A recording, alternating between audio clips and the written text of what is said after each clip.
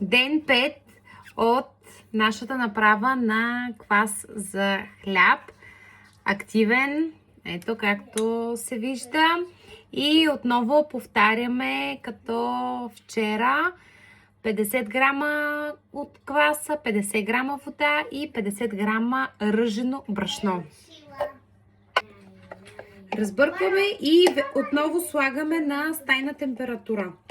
Вече ще започнем да следим на колко време горе-долу се активира самия квас. Когато забележим, че по-рано започва да се активира, естествено ще си го храним и по-рано, защото смисъла на кваса е да е готов за 3-4 до 5 часа някъде да се активира.